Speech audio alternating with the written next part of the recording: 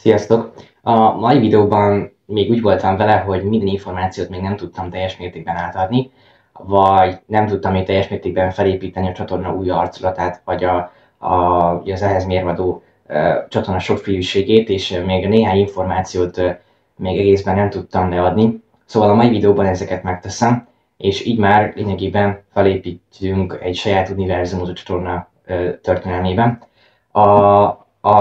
Az utóbbi videókban ugye szépen árnyalatni fontossággal, de természetesen még nem teljes mértékben, de már betekintést nyerhetünk ugye az orvostudomány, illetve a csillagászat, illetve a matematikai analízis, illetve a matematikai életrendszerek sokféleségébe, de még minden nem tudtunk teljes mértékben lefedni. Ezeket majd a következő videóban természetesen megtesszük, viszont még erre nem volt időnk.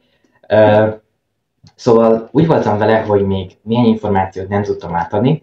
Ugye lényegében ezek azok volnának, hogy gimnáziumban is és általános iskolában is rengeteg töltelék anyagok vannak bizonyos témakörökhöz. Ehhez például ez alatt az irodalom vagy a történelmet értem. Itt kiemelkedő szerepben van főleg a történelem, mert egyes témakörökhöz vannak sok-sok töltelékanyagok, amelyek lényegében nem magát az adott témakört pontolják ki, hanem a témakörökhöz építenek lényegében egy színesebb képzeletvilágot, vagy több információt megtudunk ahhoz a témakörhöz illetően. Ezen a csatornán ezeket a tartalmakat így eltolnánk egy picit, mert itt erre nem volna szükség, mert az orvostudomány kapcsán, illetve a természettudományok kapcsán főleg haladunk lényegében az erőteljesebb, tehát az állandó matematikai képetek felé, és itt nem használnánk olyan erőteljes képzeletbeli világot, vagy egyes témakörökhöz átfedő mélyebb kontextust, úgyhogy inkább az eljeletrendszerek és a mélyebb megértést szimbolizálnánk, nem pedig a töltelékokra fókuszálnánk legfőképpen, de ha természetesen lesz rá szükség, akkor azt is megtehetjük. Szóval a töltelékokat itt egy kicsit elfedjük, és egy kicsit koncentrálunk lényegében az erőteljesebb állandó matematikai képetekre és az orvostudományra is, ami lényegében egy állandó, akár egy fénysebesség, azaz haladunk egyenletesen az állandó felé, tehát igazából követjük a szabályokat, mint a matematika törvényei szerint is, úgyhogy én is ezt az oldalt szeretném egy kicsit dominánsá tenni. A másik pedig igazából, hogy rengeteg olyan kis online kurzus felkészítő tanfolyamok vannak, főleg 8. év végén vagy gimnázium szinten, itt főleg a középszintű érettségit értem ez alatt, ahol rengeteg online felkészítő kurzus áll rendelkezésünkre, és ezen a csatornán is lesznek olyan képzeletbeli világok, vagy olyan matematikai képetek, amelyek rendelkezésünkre álltak, általános iskolából erednek vissza, és ezek például a koordinátageometria lépegetése, vagy az algebrai úton történő behelyettesítés, vagy például a függvénytan bővebb analitikai elemzését értem ez alatt, vagy például a színusz konstans tangens, kotangens függvények, vagy a színusz függvények, vagy tényleg az emelt szintű matematikai probléma megoldó képességet kicsit használni fogjuk. Úgyhogy ehhez mérvadóan a felvételi kapcsán ugye rengeteg témakör előjött, amely ugye szépen épült a lépésről lépésre a gimnázium kapcsán.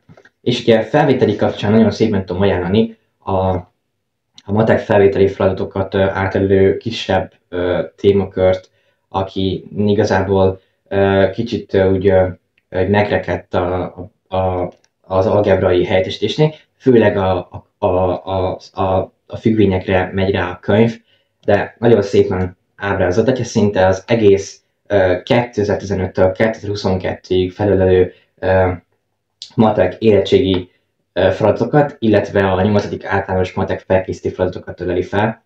Kimondottan ajánlom ezt a könyvet igazából az internetről. Rengeteg online kurzus felkészítő tanfolyamok, illetve fizetős tanfolyamok is állnak rendelkezésünkre, főleg interneten. Itt ez alatt főleg a YouTube csatornát nézegettem egy kicsit, és tényleg én is rengeteget tanultam. Voltak éppen Retkes Péter YouTube csatornájától. Retkes Péter egy nagyon tehetséges matek tanár, aki rengeteg olyan témakört ölel fel, ami tényleg elképesztően segítség mindannyiunknak. És tényleg rengeteget tanultam én is a felkészítő kapcsán tőle. És nem csak mateknyolcdikos felkészítő feladatokat, hanem egészen középszintű érettségi feladatokat is tanít, és tényleg elképesztően hasznos, hogyha valaki az alapoktól indul, és tényleg meg szeretné tanulni a matematikát könnyen érthetően, és lehetőleg ingyen. Mármint az online kurzus felkészítőket, hogy tényleg hatékonyan, gyorsan és praktikusan. Úgyhogy őt nagyon tudom ajánlani, és ehhez a csatornán voltaképp ugyanilyen színes módon szeretném felépíteni az egyes témakörök sokféleségét, sokféle színűségét, és belemélyedünk lényegében ugyanúgy a bővebb analitikai megoldásokban, főleg matematikai, fizikai képletekben, és igen, és valójában még ugye, ha ezt így áttaláljuk, akkor a csatornán felépítettünk egy olyan univerzumot, ami voltaképp lefedi az emeltebb egyetemes matematikai és fizikai témaköröket, és bepillantást nyertünk, vagyis visszanyúlhat lényegében ez az általános iskolai témakörökbe is. Szóval egy egész univerzum lényegében a matematikát illetően. És lényegében célom volna, hogy egy kreatív, egyedi világot hozzak létre a csatornán, ahol nem csak tanítok, vagyis szeretnék tanítani, hanem egy kreatív módon inspirációként átadni a tudást, illetve átadni voltaképpen a gondolataimat, egy adott témakör sokféleségét, sokrétűségét. Úgyhogy igen, és mint mondtam, ugye a világ, a csatorna univerzális világa, szeretnék egyetemi és egyedi szinten létrehozni mindezt. Úgyhogy lesznek természetesen olyan függvények, vagy főleg a matematika, orvostudomány emelt szintű, csillagászat emelt szintű témakörökhöz mérvadóan, amik egy kicsit olyanok, hogy nem teljes mértékben könnyűnek mondható, egy kicsit bonyolultabb már egyetemi szintűek lesznek, főleg az agyi, neutron, agyi szinapszisok, illetve szimpatikus, paraszimpatikus idegvégződések, nefronok hálózatát értem az alatt. Úgyhogy ebből a szempontból ez tényleg egy kicsit bonyolultabb lesz, de próbálom elmagyarázni a lehető legjobb módon. És ugye ez a csatorna kicsit akkor így egy kicsit bonyolultabb, szinte már egyetemi szintre juthatnánk vele. Úgyhogy ehhez nagyon örülnék.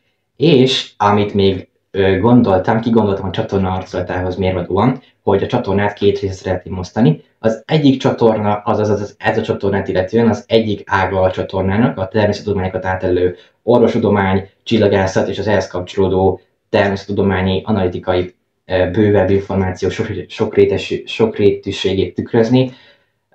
A másik ága a csatornának pedig egy művészetek világa lenne, ahol szeretném mutatni a különféle művészetek jelentőségét, felhívni a művészetek fontosságára a figyelmet, és a művészetet szépíteni, illetve kreatív formájában ezeket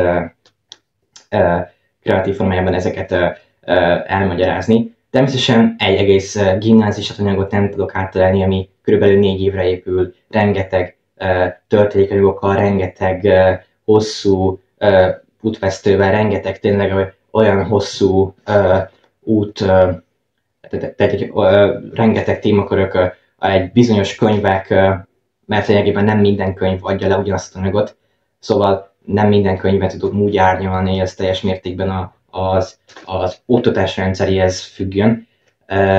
Így ehhez méltóan lesznek olyan dolgok is, amiket sajnos ki fogok hagyni, de nem szándékosan, mert egyszerűen nem lesz rá időnk. A másik pedig, hogy lesz olyan is, amit egy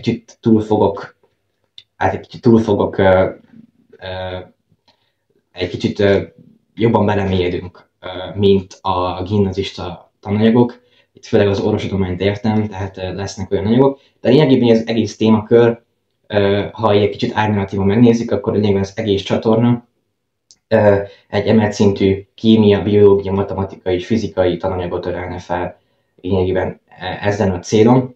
És ugye a másik oldalon pedig a művészetek világát ölelnénk fel, ott pedig voltak éppen a művészetek fontosságát, és az is emelt szintű művészetek tükrében. Ugye a gimnázium lefedi lényegében még az egész gimnazista tananyagot, rengeteg olyan metaforikus kép illusztratív formáját, vagy például metaforikus használatot, vagy lényegében olyan költői képet, vagy eszközöket, például novella elemzések révén, amik rengeteg létfontosságú alapot adnak, szilárd alapot adnak a művészetek kibontakozásához. Viszont a célom itt az, hogy nem csak a könyvet mélyítsem el, vagy a könyvet boncoljuk ki a művészetek kapcsán, hanem lényegében saját szavaimmal, saját gondolataimmal, saját érzéseimmel fejtem ki egy-egy könyv, vagy egy-egy témakör sokféleségét, és ezáltal lényegében a saját kreativitásom, vagy amit nagyon szeretek, vagy a saját belső világom, a saját gondolataim, egy-egy könyv, illetően szeretném ezeket így kiboncolni, és másnak így átadni. Szóval ez volna a célom, és akkor ezt a kettőt így áttaláljuk, és építünk belőle egy saját univerzumot, egy saját kreatív univerzumot, amit nagyon szeretnék régóta megvalósítani. Nagyon régóta a könyveket illetően nagyon úgy voltam vele, hogy rengeteg olyan könyv van az interneten, vagy bárhol, például általános iskolából, ahol ugye ezeket elolvassuk, leadjuk, dolgozatot írunk belőle, viszont úgy voltam vele, hogy egy-egy könyvet lehet a saját szavainkkal, a saját érzéseinkkel, a saját gondolatainkkal tükrözni, és pont ez volna a célom, hogy egy-egy könyv kreatív meséjét, vagy kreatív belső világát tükrözzem, akár ezt úgy elolvasom és elmondom, vagy akár saját novellát, vagy verset írok belőle, ugye mindkettő eléggé érdekel ehhez kapcsolódóan, mind a művészetek terén, mind pedig a természettudományok körében. És szóval ez volna a célom. És ugye rengeteg olyan témakör van, mint például a Föld, eszméletlen jó, ami tényleg a földi evolúciós keletkezés és a földi világegyetem létének keletkezését tükrözik. Aztán van még a világűr, ami mélyebb analitikai megértést kíván a világűr, illetve a világűr sokféle színésségét, a szupernova robbanásokat, illetve lényegében szinte az egész földi élet létét. És aztán a másik könyv az emberi test, illetve a tudástár izgalmas világában fedez fel minket a szervek, az életfunkciók, illetve a szervrendszerek sokféleségében, és ugye több mint ugye lényegében a humán biológiát metszi ki. Szóval ez volna a célom, és ugye lényegében még annyit szerettem volna mondani, hogy a gimnázium ugye rengeteg témakört ölel fel, rengeteg olyan témában merül el, ami szinte elképesztő, tehát egy nagyon-nagyon hatalmas képzetbeli tudásvilágot, tudástárt ad át. Ugye mi 4 éves témakört nem tudunk átölelni, úgyhogy tényleg csak olyanokat emelünk ki, ami tényleg a legérdekesebb, vagy a legjobban súrolja a fantáziát, vagy amit úgy érzek én is, hogy tényleg szeretném átadni, és amit tényleg én fontosnak tartok, vagy tényleg kreatív módon szeretném felhasználni.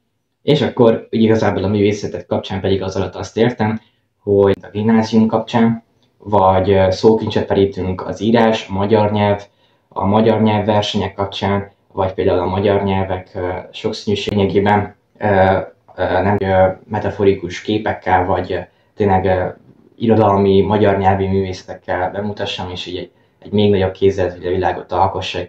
Szóval ugye ez volna a célom, tehát hogy mindkettőt egy kicsit úgy komolyabban emelt szinten, de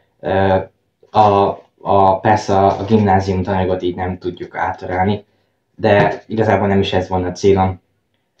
Úgyhogy köszönöm szépen, hogy megnézték ezt a videót, és a következő videóban már bele is merülünk majd a művészetek világába. Könyvem van, rengeteg könyvet szereztem ezzel kapcsolatban, ugyanazt a könyvet, csak más-más arculattal. Úgyhogy köszönöm szépen, hogy megnézték ezt a videót, és találkozunk a következő videóban a művészetek irányában. Sziasztok!